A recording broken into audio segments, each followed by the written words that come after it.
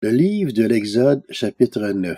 L'Éternel dit à Moïse, « Va trouver le Pharaon et tu lui annonceras. Voici ce que dit l'Éternel, le Dieu des Hébreux. Laisse partir mon peuple afin qu'il me serve. Si tu refuses de le laisser partir et si tu le retiens encore, la main de l'Éternel frappera tes troupeaux dans les champs, les chevaux, les ânes, les chameaux, les bœufs et les brebis. Il y aura une mortalité très importante. L'Éternel traitera de manière différente les troupeaux d'Israël et ceux des Égyptiens.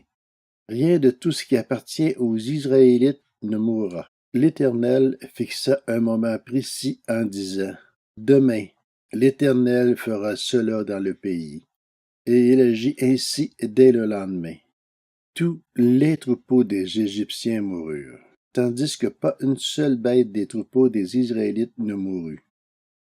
Le Pharaon s'informa de ce qui était arrivé et constata que pas une seule bête des troupeaux d'Israël n'était morte. Cependant, le cœur du Pharaon resta insensible, et il ne laissait pas partir le peuple. L'Éternel dit à Moïse et à Aaron, « Remplissez vos mains de cendre de fourneau, et que Moïse la jette vers le ciel sur les yeux du Pharaon. Elle deviendra une poussière qui couvrira toute l'Égypte, et dans toute l'Égypte elle produira, sur les hommes et sur les animaux, des ulcères formés par une éruption de pustules. » Ils prirent de la cendre de fourneau et se présentèrent devant le Pharaon. Moïse la jeta vers le ciel, et elle produisit sur les hommes et sur les animaux des ulcères formés par une éruption de pustules. Les magiciens furent incapables de se présenter devant Moïse à cause des ulcères. En effet, ils étaient couverts d'ulcères comme tous les Égyptiens. L'Éternel endurcit le cœur du Pharaon, et celui-ci n'écoutait pas Moïse et Aaron. Cela se passa comme l'Éternel l'avait dit à Moïse. L'Éternel dit à Moïse, « Lève-toi de bon matin et présente-toi devant le Pharaon. Tu lui annonceras, « Voici ce que dit l'Éternel, le Dieu des Hébreux. Laisse partir mon peuple afin qu'il me serve. En effet, cette fois, je vais envoyer tous mes fléaux contre ton cœur, contre tes serviteurs et contre ton peuple, afin que tu saches qu'il n'y a personne qui soit pareil à moi sur la terre. Si j'étais intervenu pour te frapper de la peste, toi et ton peuple, tu aurais disparu de la terre. Mais voilà pourquoi je t'ai suscité. C'est pour te montrer ma puissance et afin que mon nom soit proclamé sur toute la terre.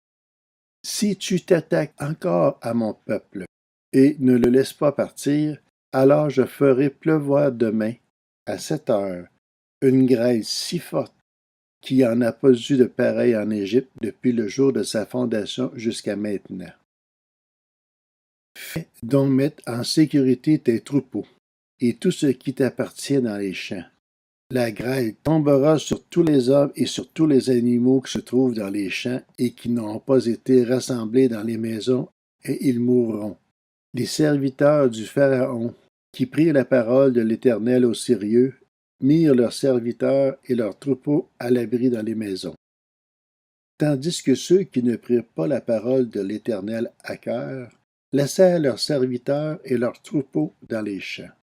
L'Éternel dit à Moïse, « Tends ta main vers le ciel, et qu'il tombe de la grêle dans toute l'Égypte.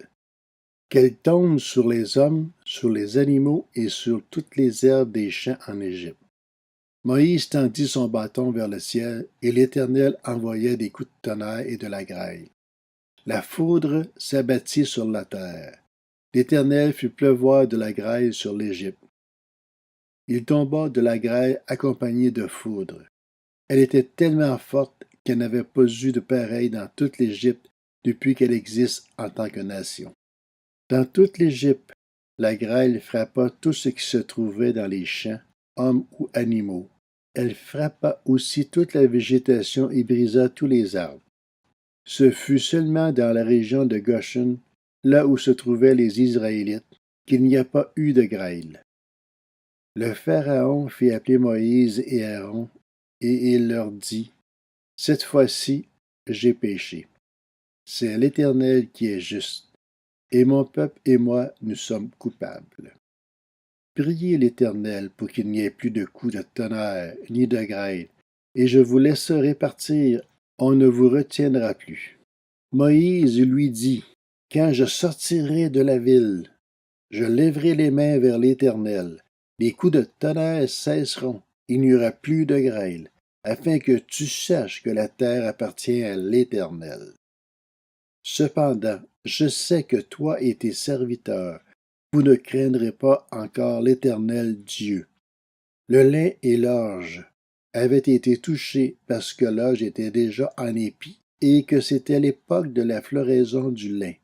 Quant au blé et à l'épeautre, ils n'avaient pas été touchés parce qu'ils sont plus tardifs. Moïse sortit de chez le Pharaon pour se rendre à l'extérieur de la ville, et il leva les mains vers l'Éternel. Les coups de tonnerre et de grêle s'arrêtèrent et la pluie ne tombait plus sur la terre.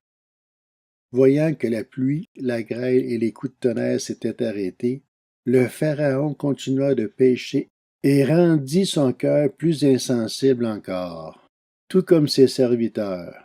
Le cœur du Pharaon s'endurcit et ne laissait pas partir les Israélites. Cela se passa comme l'Éternel l'avait dit par l'intermédiaire de Moïse.